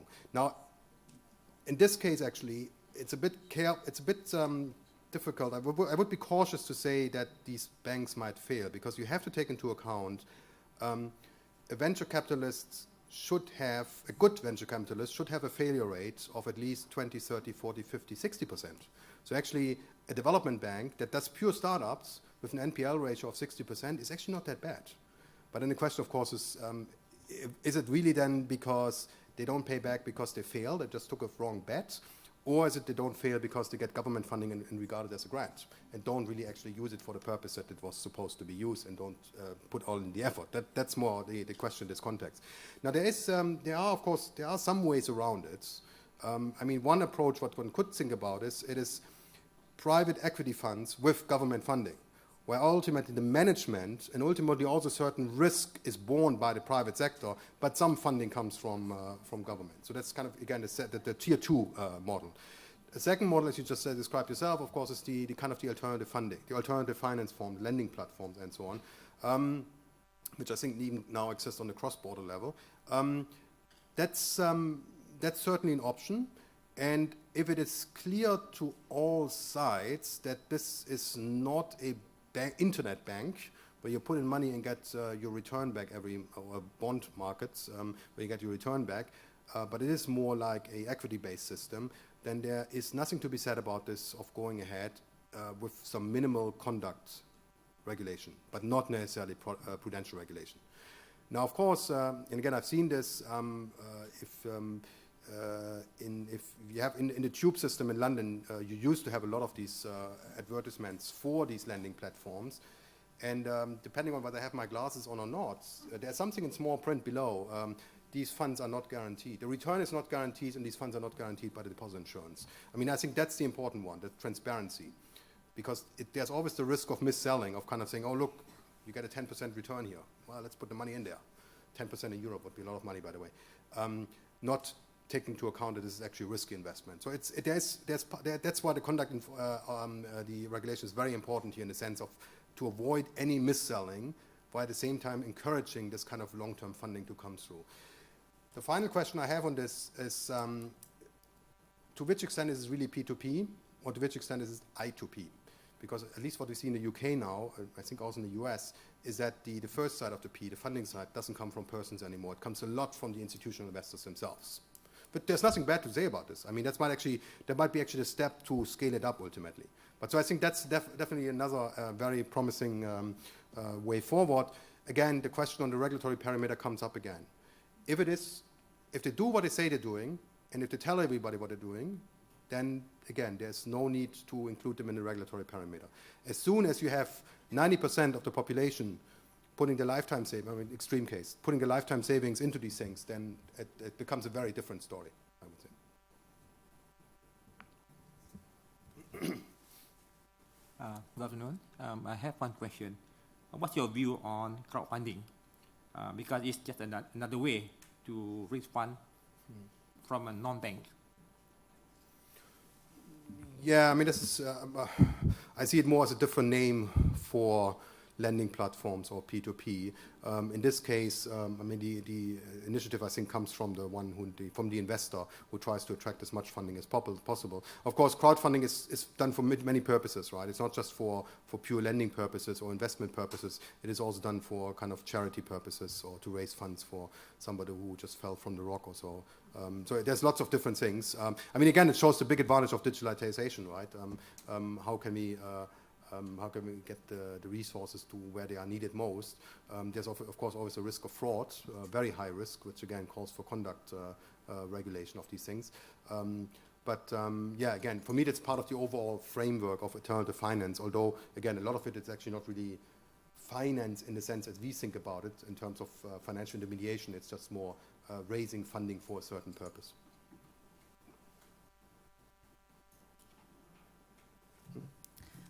I have a question, if I may.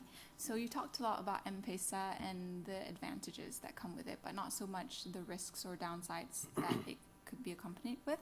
So given the deep entrenchment of mobile money transactions in the daily lives of Kenyans, do you see M-Pesa being or posing itself as a systemic risk or even a fiscal risk? So say if you have a technical disruption and this could potentially lead to a loss in revenue, I would assume direct excise tax or corporate tax that's paid by the people or the corporates running the systems.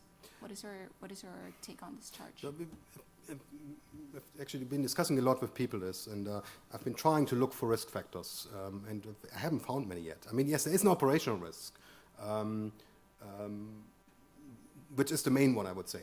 I don't see there's much risk of an integrity. I mean, given that this is all documented, there's no risk of tax evasion or so, doing wrong things with it.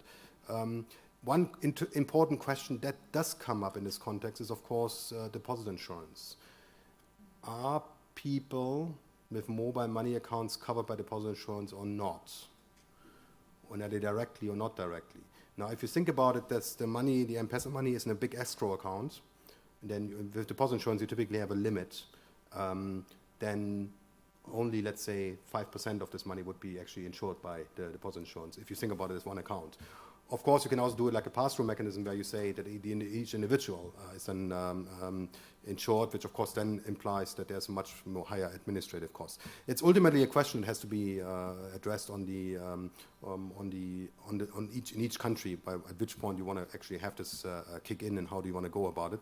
And again, about the fact that is mobile money, is that purely for transaction purposes? So you literally have $2 or $3 in there, or is it actually also used as a saving device, which then makes a much stronger case to actually have deposit insurance?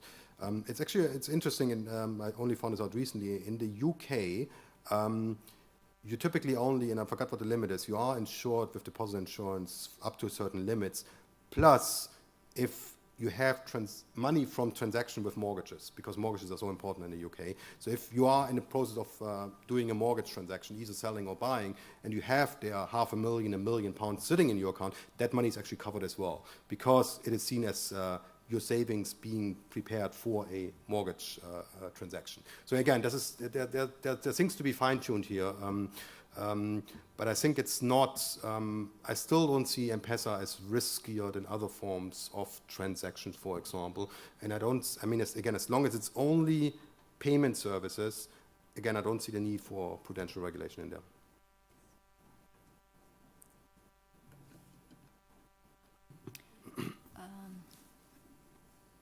I'm Mariani from University Kebangsaan Malaysia.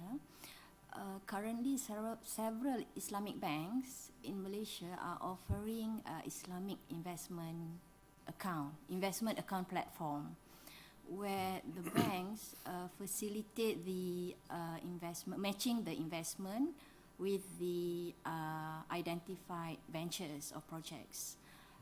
What do you think of the risk or stability for the banks or the banking system as a whole? I mean, again, it all depends on how this is structured.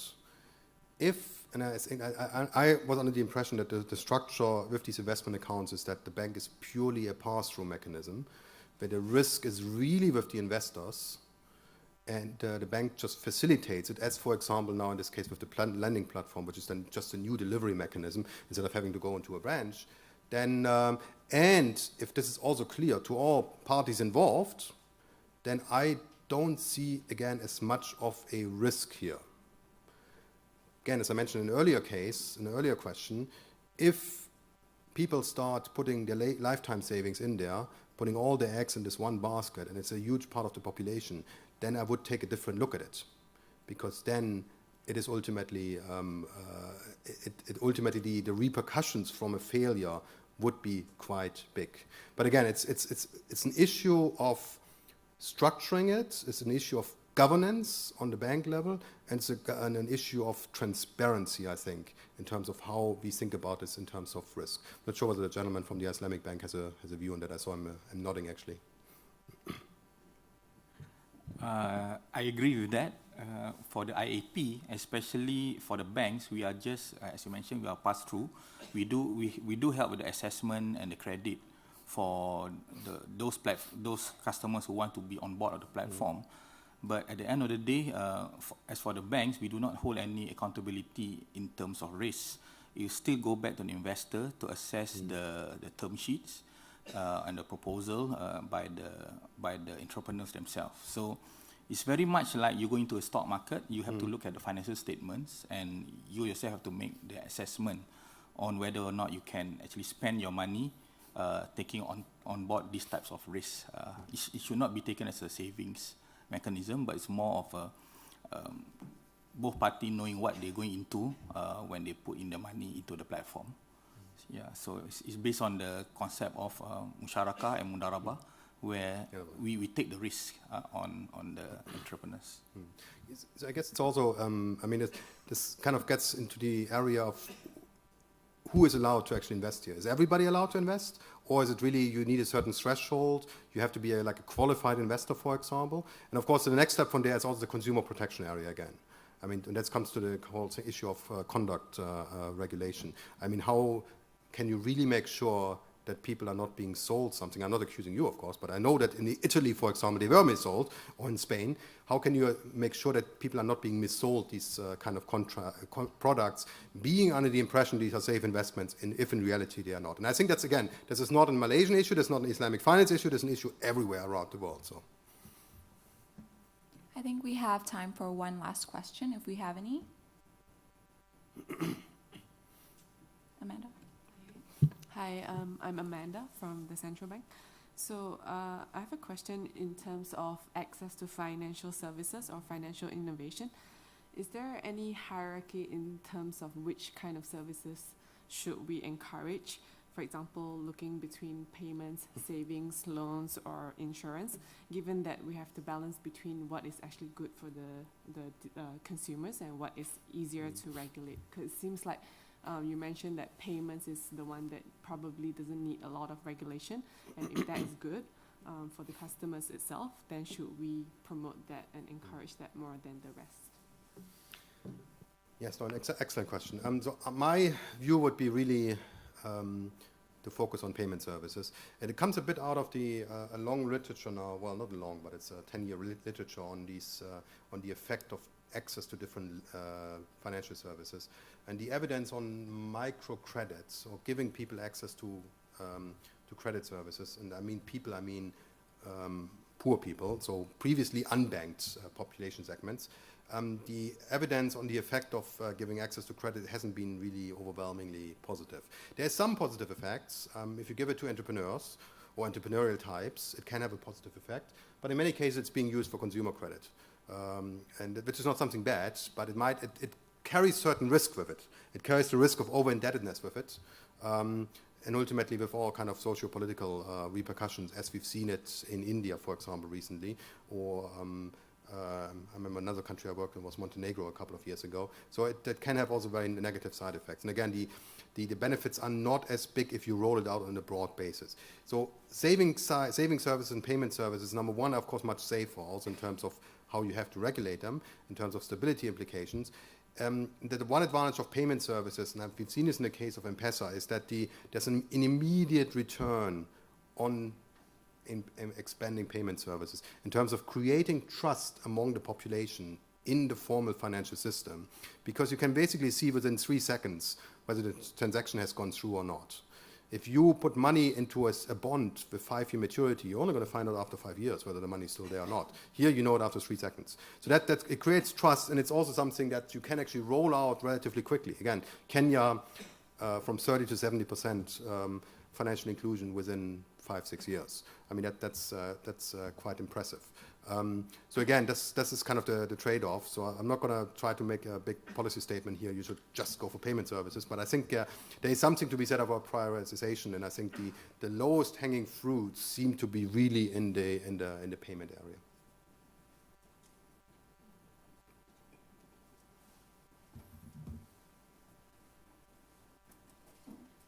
Thank you so much, Professor Beck, for the insightful lecture. I think we can all agree that was very informational and relevant in today's world, where financial innovation, inclusion, and regulation have become a focal point in the research and policy sphere, and Malaysia is not an exception. So we appreciate the time and effort that you have put into today's presentation. Ladies and gentlemen, we hope that you have benefited from this discourse, and on behalf of the organizers, we thank you for joining us today. Before adjourning, I'd like to kindly remind the bank staff that have made appointments to consult with Professor Beck later this afternoon from 2 o'clock onwards to please be on time, as the slots have been fully booked. So thank you once again, and have a good rest of the day.